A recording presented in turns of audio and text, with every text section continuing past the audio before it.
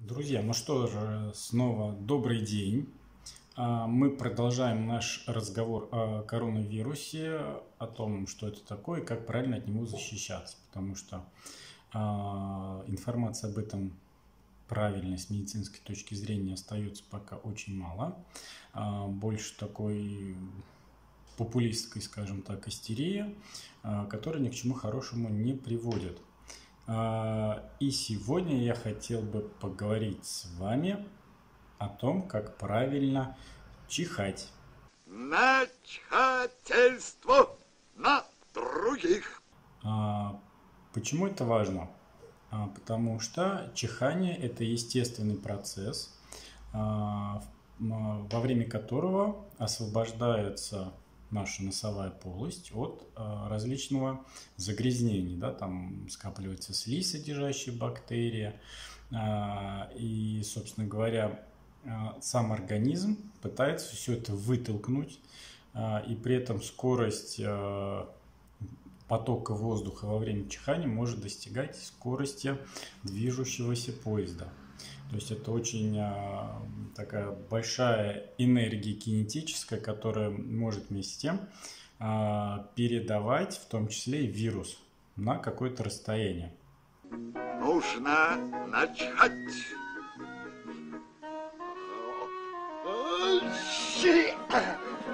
И без проблем. Дома должен сидеть старый черт, а не шлется черт знает где. Поэтому заниматься начихательством на близлежащих людей неправильно. И нужно в первую очередь защищать окружающих от возможной передачи вируса. Как это правильно делать?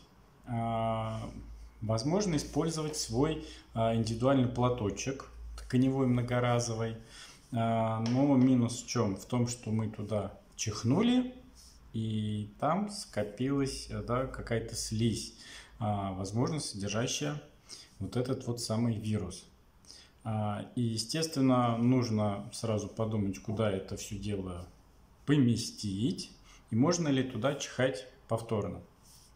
В принципе, ситуация какая? Если вы не болеете, да, то как бы чихнули, но мы не знаем, есть на самом деле заражение вот этим коронавирусом или нет, потому что вы держите платок, положили в карман, все осталось на наших руках, да, если мы еще не обработали руки, допустим, в метро дотронулись до поручня, вот вам уже очаг инфекции.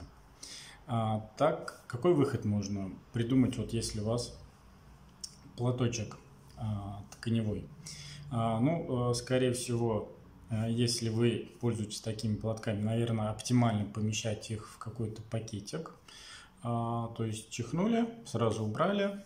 Естественно, если несколько раз им пользуетесь, обязательно обрабатываем руки антисептиком, либо моем, если мы дома находимся, с мылом под проточной водой не менее 20 секунд.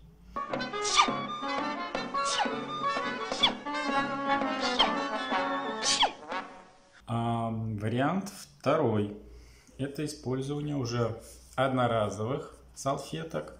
То есть мы чихнули и выбросили сразу. Да, проблема закрыта. Естественно, кстати, ноу-хау, пока бума на этих салфеток нет, поэтому можно закупиться, чтобы они хотя бы у вас были несколько пачек, вдруг пригодится. Но после того, как мы чихнули, все равно обязательно обрабатываем руки, чтобы опять предупредить передачу инфекции дальше. Какие еще варианты есть, если у нас нет вообще никаких с собой платков? Европейцы, будучи воспитанными в своей, скажем так, культуре, предлагают нам чихать в локоть. То есть как это происходит? Это вот так происходит.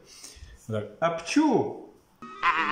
Типичная ошибка интеллигента — прысь. И вы как бы всю свою слизь оставляете в локте на своей одежде. То есть, опять же, возникает та ситуация, что и с платочком многоразовым, то есть вот это вот все остается у нас в локте. Естественно, при первой же возможности надо это как-то обработать, замочить, чтобы вирус умер на ткани, на поверхности ткани. Почему-то никто не говорит, что можно чихать, да, прикрывшись ладошкой. В принципе, то же самое, что и в локоть. Только, естественно, надо потом обработать руки антисептиком, и одежда при этом не страдает так же, как и окружающие люди. Но, видимо, наши пока не додумались, а европейцы все-таки воспитаны чихать в локоть. Ну, что ж поделаешь, да? У нас сейчас в основном рекомендации идут из Европы. И вся любовь. Чего не стоит делать? Не стоит чихать в себя. То есть вы чувствуете, да, что вот-вот вы чихнете, не просто зажимаете нос и не чихаете. Почему нельзя? Потому что это связано с ушами. У нас в ухе есть барабанная перепонка, да? На самом деле полость, которая находится за барабанной перепонкой, она не закрыта, она сообщается с глоткой посредством эустахиевой трубы. Когда мы летим в самолете во время взлета или снижения, у многих закладывают уши. Почему? Потому что давление между наружным ухом, да, и внутренним, оно начинает меняться. И мы чувствуем вот эту вот заложенность из-за перепада давления. И нам нужно, в основном сглатывать, да, чтобы мы в процессе глотания выровняли это давление. Соответственно, если мы чихаем в себя, мы резко внутри повышаем давление, и барабанная перепонка может порваться.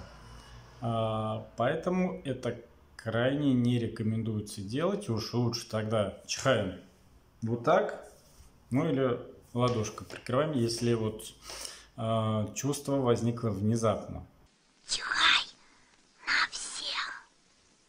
То есть это будет лучшим вариантом, чем вы будете чихать в себя. Ну, собственно говоря, наверное, вот краткая инструкция по чиханию.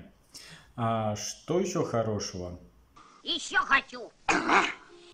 Значит, наш центр продолжает работать в штатном режиме. Мы продолжаем принимать пациентов, поскольку есть ситуации экстренные, срочные, и есть люди, которые нуждаются в нашей помощи.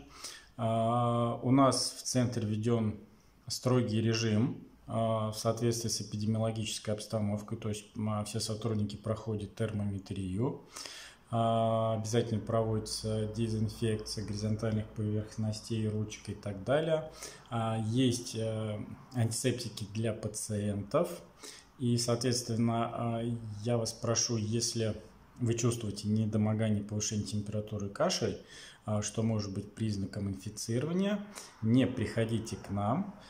Вы можете воспользоваться услугами телемедицины, которые мы активно используем, через программу iBolid. Поскольку это на самом деле очень удобно, вы, не выходя из дома, можете получить полноценную консультацию, руководство к действию и, соответственно, получить рекомендацию врача. То есть это не просто будет какое-то общение, да, через какую-то соцсеть, а именно консультация.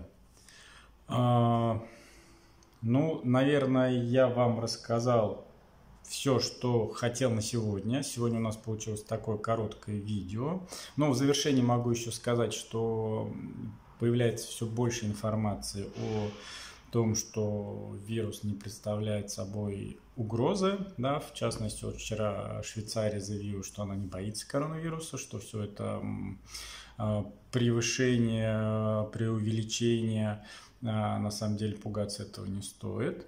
Также Леонид Рошаль сказал, что данный вирус очень похож на грипп и ничем от него не отличается в плане заболевания, наличия осложнений и летальности. Но, опять же, как я говорил, мы все новости оцениваем критически, да? Мы не спешим радоваться, не спешим паниковать.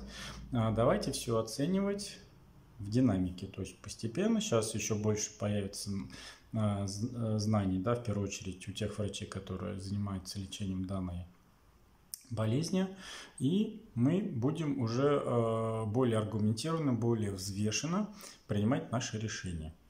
Ну, соответственно, на такой вот позитивной ноте я с вами прощаюсь. Если еще возникают какие-то вопросы, пишите, я буду на них отвечать. Всем до скорой встречи!